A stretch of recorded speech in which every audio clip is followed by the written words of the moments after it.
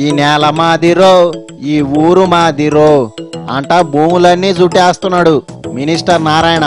Pooling అయితేనే రైతులకి లాభమని, pulling దాకా వస్తే లాస్ అని క్లాసు బేకుతున్నాడు. వాళ్ళలో నారాయణ రాజధాని ఏడదాకా వచ్చింది. నేల మీద 10 ఎకరాలు ఉంటుంది, కాగితాల్లో 10 ఎకరాలు 20 సెంట్లు ఉంది. ఈ 20 సెంట్లు ఎవరిది? చాలా మందికి అడ్మిషన్లు ఇచ్చేవాడివి, ఎటో ఒకటి వేసేయి. 10 ఎకరాలు ఇచ్చారు, కాగితాల మీద 10 ఎకరాలు ఇచ్చారు. నేల మీద 10.5 ఎకరా ఉంది, 30 సెంట్లు ఎక్స్ట్రాగా ఉంది. అది ఎవరికి పంచాలా? ఇట్లాంటి లెక్కలు సిటీలో తేలస్తావనే పెత్తనం నీకిచ్చింది. దాన్ని ఎంజాయ్మెంట్ సర్వే అంటారు. ఇది చాలా నిదానంగా చేయాల్సిన ప్రక్రియ. ఆయిల్ పుల్లింగ్ స్పీడ్గా అవుద్దా? అది కూడా నిదానమేనా? చాలా చక్కగా జరుగుతుంది. అడుక్కో బ్రేక్ పడుతుంది, నువ్వేమో సూపర్ అంటున్నావు. డే 1 నుంచి ఎవరైతే ఇబ్బంది పెట్టాలని దీన్ని ఎలాగైనా నాశనం చేయాలా? రాజధాని మధ్యలో ఏడన్నా రైతులు కనిపిస్తే మనకొచ్చే దండగేందో. ఈ ప్రభుత్వం 2019 ఎలక్షన్కి పోయే లోపల నూతన రాజధాని, ప్రపంచంలో ఎక్కడా లేనటువంటి రాజధాని ఇక్కడ కట్టబోతుంది. నాకు తెలవ కడత సింగపూర్లో ఎవరు సేద్యం చేయరా? మా ముఖ్యమంత్రి గారు ఒకటే చెప్పారు, ప్రపంచంలో ఎక్కడా లేనటువంటి అందమైన సుందరమైన ఆర్థిక రాజధాని కట్టాలి, ఆ విధంగా చేయమని ఆ విధంగా అడుగులు వేస్తున్నాం. వెరీ గుడ్, అట్టగే వేయండి. పోలింగ్ని పుల్లింగ్ చేయబాకండి. ఈ రాజధాని లాంటి కట్టేస్తే ఆర్థిక స్థితి పెరుగుతుంది. ఇంకా 2019 ఎలక్షన్లో అసలు మనం అడ్రస్ లేకుండా పోతాం. దీన్ని నాశనం చేయాలా? డే 1 నుంచి ఒకరోజు కర్రలు తగలబెడతారు, ఒకరోజు తీగలు అంటారు, ఒకరోజు గ్రామ కంటాలు ఎత్తేస్తున్నారు అంటున్నారు, ఒకరోజు ఇంకోటి చెప్తారు. అడగగానే పొలోమంట పొలాల పట్టాలు తెచ్చి చేతుల్లో పెడతారనుకున్నావా? అయితే రైతులకు చక్కగా నేను ఎక్స్ప్లెయిన్ చేస్తున్నాను. పిల్లకాయలకి క్లాసు బేకడంలో మనది 30 years ఇండస్ట్రీ కదూ. ఎక్స్ప్లెయిన్ చేస్తే దే ఆర్ వెరీ హ్యాపీ. నిన్నే మనం అలా మొదలు పెట్టారు, ఇప్పుడు 3 సార్లు కోర్టులు వేశారు. ట్రాక్టర్లతో దున్నతున్నది నువ్వేగా, కోర్టుల చుట్టూ తిరగాల్సి వస్తుంది. మాకు ల్యాండ్ పుల్లింగ్ వద్దు, ల్యాండ్ అక్విజిషన్ ఇచ్చే బెనిఫిట్స్ ఇవ్వని. నిజంగా అది ఎందుకు వేశారో ఏమో తెలియదు, వాళ్ళు వేసిన అఫిడవిటే. దీంట్లో మీరే చూడండి,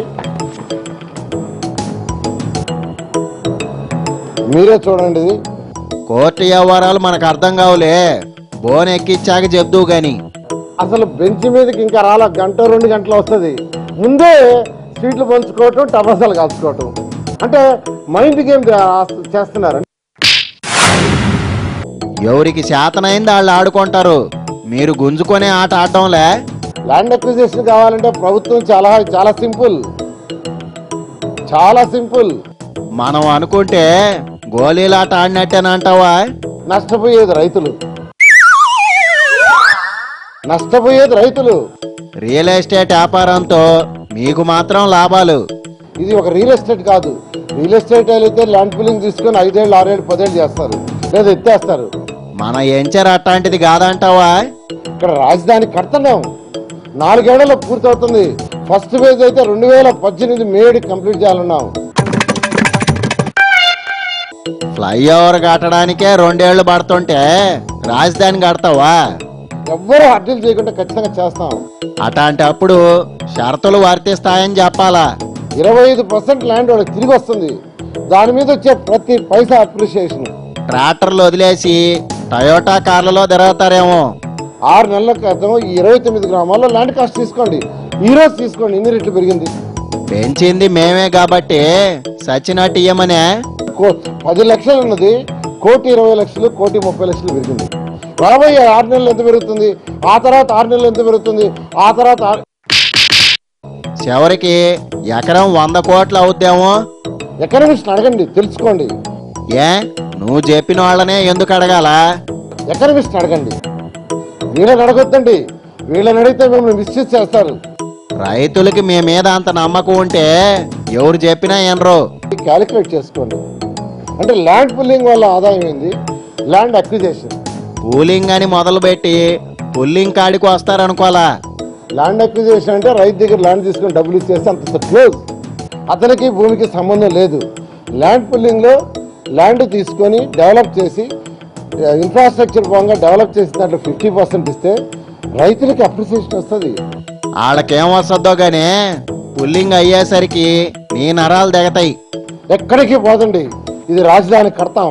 మేము ఇప్పుడు కూడా ప్రజల పక్కన ఉన్నాం, ప్రజలకు తెలుసు. వాకే నారాయణ, ట్రాక్టర్ ఎక్కి రెడీగా ఉండు. ప్రజలు మా పక్షాన ఉన్నారు, రైతులు మా పక్షాన ఉన్నారు. ఈ నెలాఖరుకి ఈ యొక్క ప్రాజెక్టుని పూర్తి చేస్తాము. రైట్ రైట్, జాగ్రత్తగా దోలు, తేడా వస్తే తిరగబడుద్ది. Okay, thank you very much.